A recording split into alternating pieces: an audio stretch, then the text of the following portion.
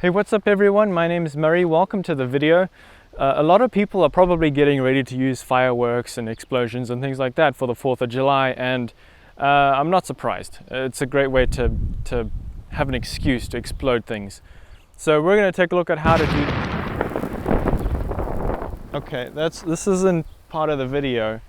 Maybe I should just...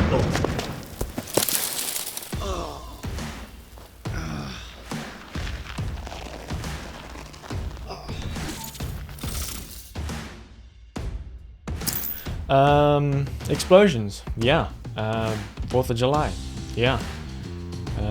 Yeah. So I'm going to show you guys how to do dirt explosions specifically. When people think of explosions, they usually think of the big fire explosions and the flashy stuff. I'm going to actually show you guys how to do the dirt explosions, where the type of explosions that happen in dirt. Because there's a little bit of a different element to it. And so I'm going to show you guys how to do that. A lot of the assets that I use in this video, the explosions, the dust, the debris, is all from ActionVFX.com. A really great group of people creating professional visual effects for editors and filmmakers and such. So they were kind enough to send me over some of their assets, and so I really appreciate that. But this isn't sponsored or anything. I just really love what they do. Some good friends over there. So yeah, let's jump in, but first, intro.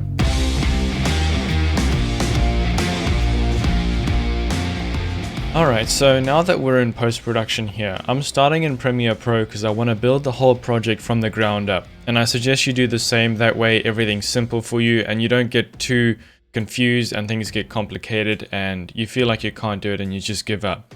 So this is how I've broken down everything. I have my main footage here, I synced it up with the audio over here, and this is all just the sound effects from the explosions and such. But what I did with the main sequence here is I right clicked on it, did replace with After Effects composition, and once it takes it into After Effects, it originally started out with this clip, and this is just the whole finished sequence here with the explosion and everything. I'll show you how to do it from scratch. But once you have that linked with Premiere Pro, you can go ahead and do all of your editing and whatever you want, and you can just go right back into Premiere Pro. It'll update in real time. And this is also great because usually with an explosion, it's one part of a whole scene or a sequence.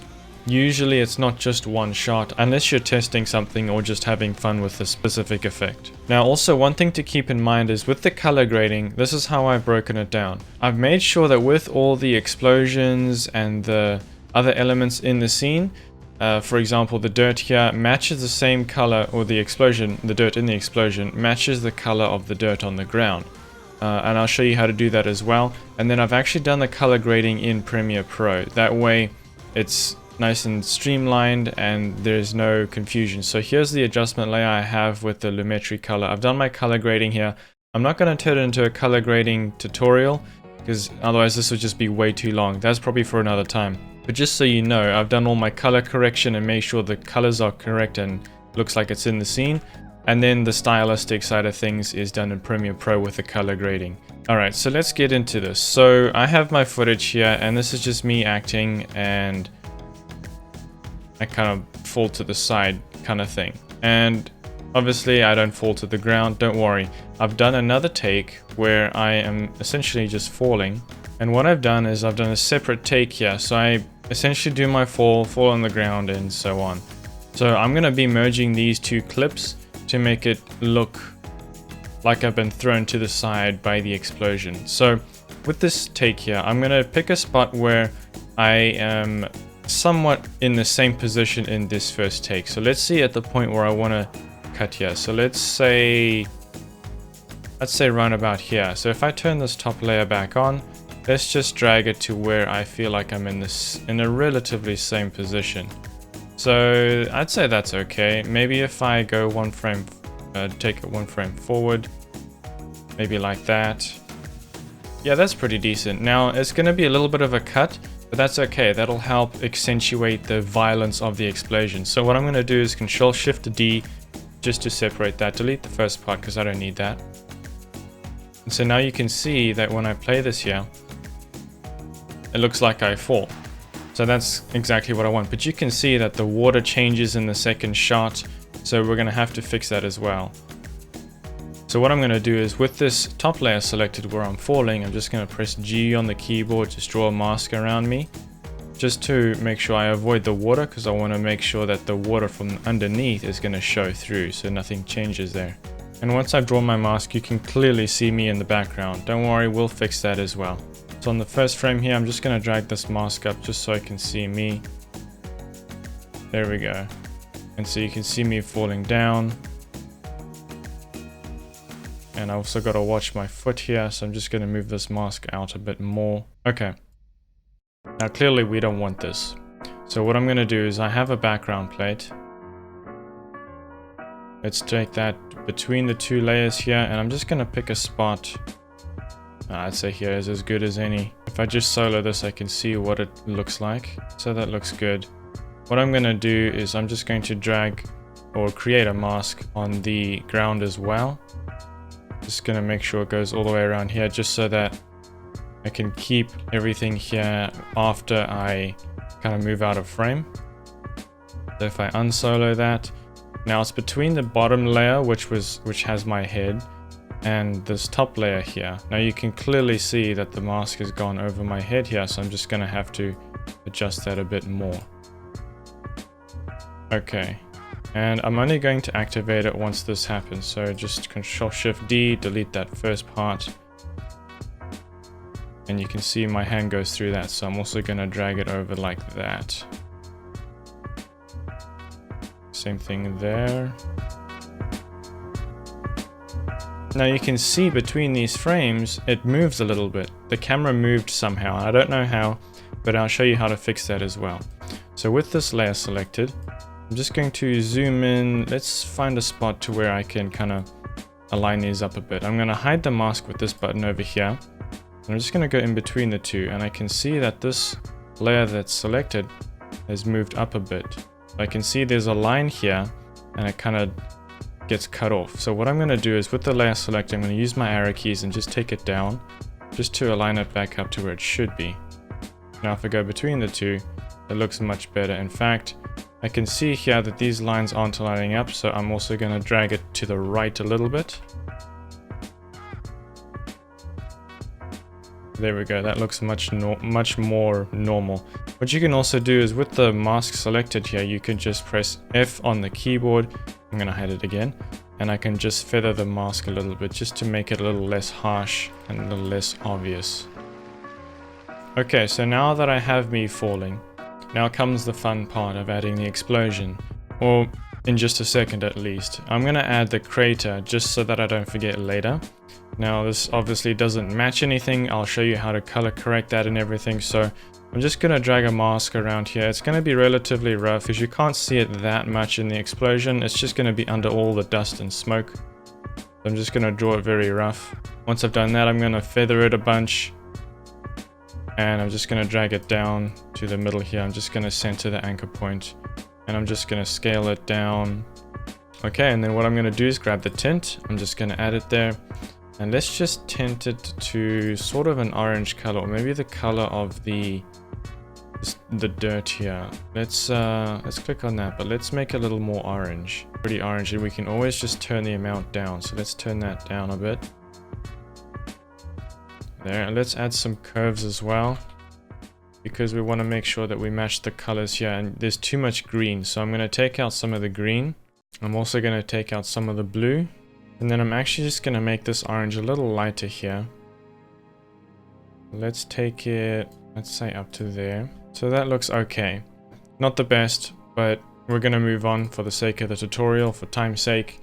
It's also going to be covered by all the dirt and dust and so on. So let's see, once my shadow moves away from it, I'll just make it appear, because that's going to save me a bunch of time with masking and so on.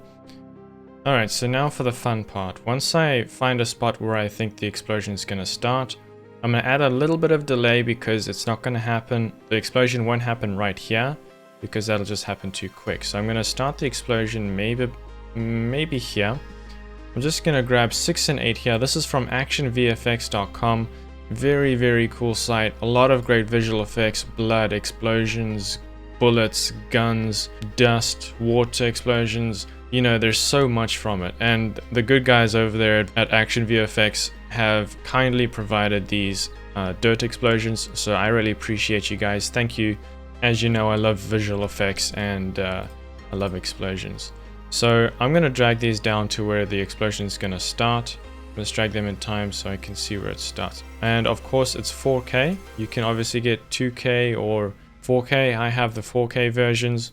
I'm just going to scale them down. Press S on the keyboard, scale them down. Let's just say something like there. And let's just hide the first one for now. And what I'm going to do is I'm just going to press G on the keyboard for my mask tool. I'm going to zoom in here and I'm just going to go at the bottom of the dirt here, kind of mask that. And then I'm just going to subtract and go around that. Now with the mask here, press M on the keyboard. I can go to the add and just do subtract. And let's feather it, let's say 5 or so. Let's zoom in here so we can see and hide the mask. I'm going to feather it a little more. Okay, that looks pretty decent. Then I'm going to do the same thing with the other one. Or you know what, with this one, I'm not going to have to do that because it's going to be slightly out of frame. So something like that. And I'm just going to increase the scale a bit as well. So I do want it to look a little bigger. I might even want to take that up just to 100. Okay, and that way it just covers up some of the mistakes. And with the one underneath here, let's just hide that top one again. I'm going to drag it. I'm going to put it next to my foot there. Let's go to its highest point, and clearly we need to scale it up a bit. So I'm just going to have the scale, press S on the keyboard, scale that up. Alright, and if I just go back here, let's just see where the explosion happens. Yep, right next to the foot. That's good. And it goes up. Now one thing you can see is that the explosion is in front of me, and so is this other one. I want to have this explosion, which is the one in the back here, behind me. That way it looks like I'm actually inside the explosion rather than just overlaying it. Now this is going to take a little bit of masking, but it's not a lot. It's going to take about 3 or 4 frames, which is actually very nice and convenient. But obviously no one likes masking at all. So what I'm going to do is with the first few frames here, I'm going to start over here with the bottom layer here. I'm going to duplicate it with Control D. With it selected, I'm going to go down to the bottom here and I'm going to press G on my keyboard again. I'm going to draw a mask all the way around me, and yeah, so more rotoscoping.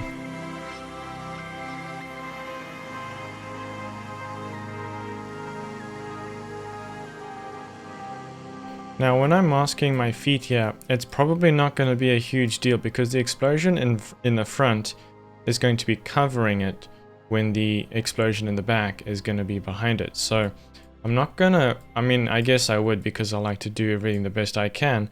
But if you want to save your time, and if you're doing a similar explosion with your feet at the bottom here, you can probably just do it very rough and you don't have to worry about it too much. That way it'll save some of your time and probably some of your sanity. Alright, so once I've finished that masking, good gracious, I'm just going to go to the layer over here. I'm going to press M on the keyboard. I'm going to keyframe the mask path. And then I'm also going to go to the feather. I'm going to take that to 3 maybe. And you can't see much right now because the explosion isn't behind yet. So what I'm going to do is I'm going to drag this above that bottom explosion. The wonderful world of rotoscoping, here we go. Now you can see I've moved a few frames rather than just 1 frame. This is how you can save your time. I'm going to select one of these points and then I'm going to drag over these handles on the mask, I guess you can call it. And I'm just going to drag it back over to where most of the points line up. And then I'm just going to click away, and then you're going to obviously have to do some of them individually. Ugh, boy, what am I doing with my life? And obviously the explosion hasn't reached this part yet, so I'm not going to worry about it just yet. And like I mentioned before, this front explosion is covering the feet, so I don't really even have to worry about that. Just the part where it's showing through. So I'm just going to fix this mask down over here. And again, it doesn't necessarily have to be exact because it's going to be moving pretty fast, but obviously the more attention to detail you pay, the better the final result looks. That's why they look so good in Hollywood, is because they get paid to do their job properly. So now if I go back in time, you can see that the mask has kind of compensated between the two keyframes here. So the mask is still moving. Look, I just saved myself 2 frames of animation or rotoscoping. You can see it moved automatically. Sometimes it's not as accurate, but in this case it's actually done really well. If I just check the feet here, you can see that that mask kind of went off a bit over there, so I'm just going to fix that. And again with the next frame there, but otherwise that's super quick and easy. So I'm just going to keep going for the rest of these frames here.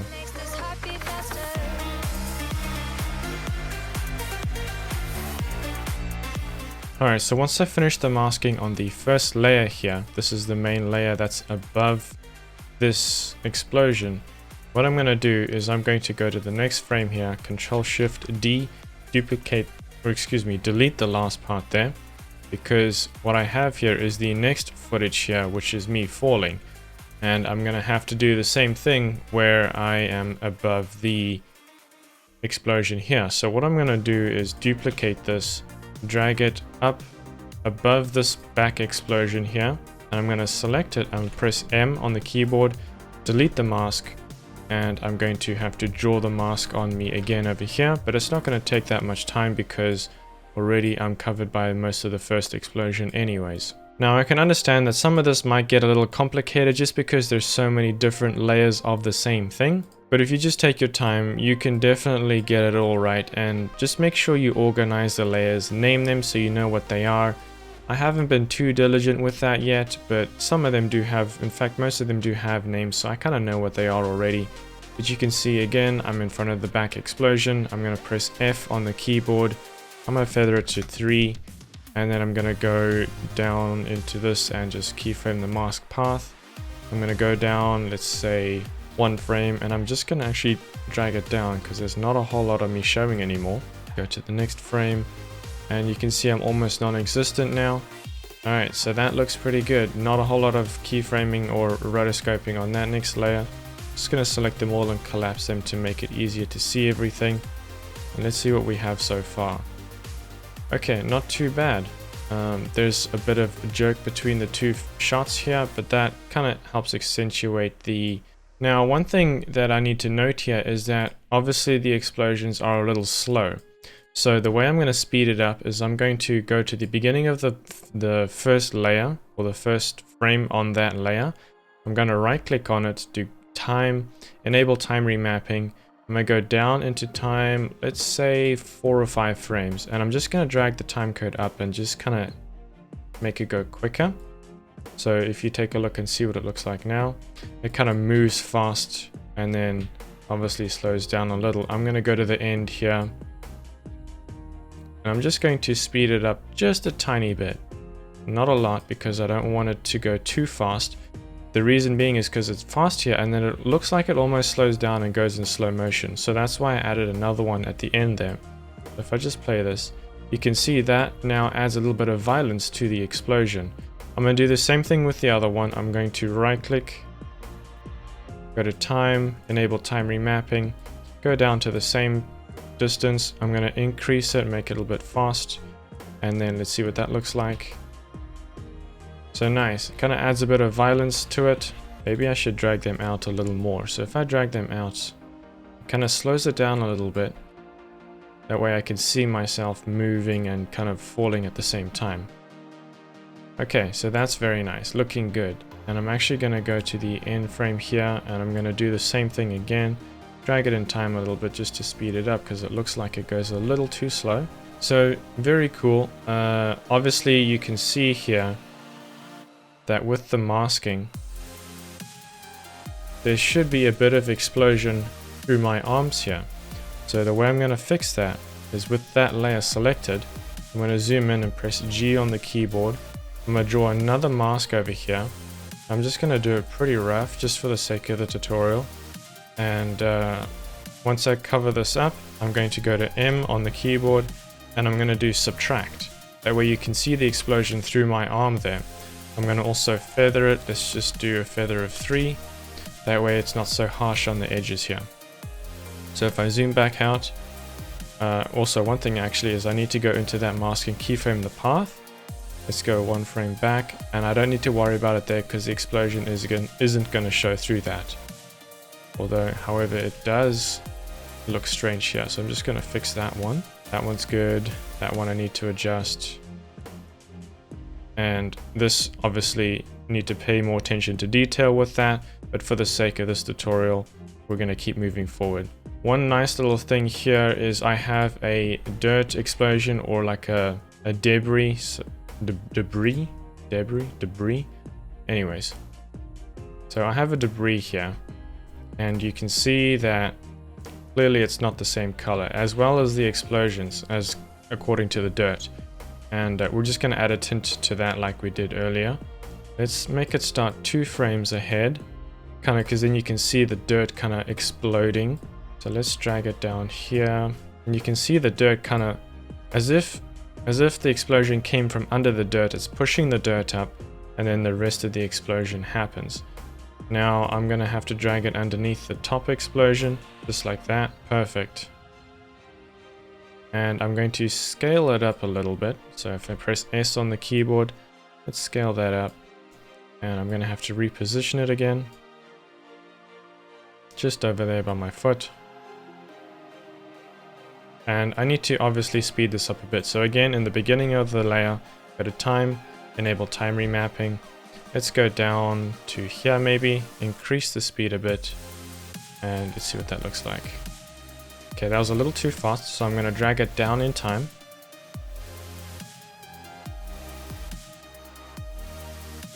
Okay, that's pretty decent. I'm going to just increase the time over here a little bit, so the initial explosion is a little faster. Okay, that's much better. So you can see that now with all of that debris, however you say it. I sound like I'm saying cheese or something. It's a type of cheese, in case you didn't catch that. So that looks pretty good. I'm gonna now color correct, not color grade. Color correct, there's a difference. When you color correct, it's making sure that the colors are the same in the scene. So like the highlights are good, the shadows are good, and the colors match. Clearly the explosions here, the dirt is a little different to the dirt I'm standing on. So we're gonna have to change that a bit. I'm gonna go to tint here, and I'm just gonna add a tint to the top explosion here. And you can see it's done some crazy stuff. Don't worry. We're going to add a bit of orange to it. So let's go to orange. Let's go to a brighter orange and do OK. We're going to take the amount down. Let's take that down. Let's say somewhere around 12. Okay, that looks good. I'm going to copy that tint. I'm going to put it on the other explosion. Let's see, this one here. And you can see now the dirt looks more like it's from the dirt underneath me. One thing you can also do is you can go to the effects and controls, and you can do a curves effect. I'm going to drag the curves onto the explosion, and you can, let's say you want to add some red into it. Maybe there's a bit of red in the dirt. You can add some red. Clearly that's too much. Let's do that, and let's take out some of the green. There's too much green in it, and sometimes it's very sensitive. So what you can also do is mess around with the blues, and it just takes some experimentation. So I'm going to copy that, put it on the bottom one, just to make sure that they're the same color and same type. And then I'm going to copy both of these effects, and I'm going to paste it on the debris. Yep, that's the debris there. And clearly I need to do more, so I'm going to go to the tint here, and I'm just going to increase the tint. There we go. Now it looks a much better part of the scene. I'm just going to select these all and collapse them just to make it easier. One thing I want to do is add the bullet or the missile, whatever you want to call it, coming from the sky. I'm just going to do a new solid, and it can be black, and we'll just call it bullet. And what I'm going to do, you can do this a different way. You can add a white solid and use the pen tool and just draw literally a shape that you want it to be the shape of, and you can do that and add a glow. But I'm going to use Saber because it's one of my most favorite free tools. It's a free plugin from videocopilot.net. I've mentioned it a few times on the channel. I'm going to go to render settings.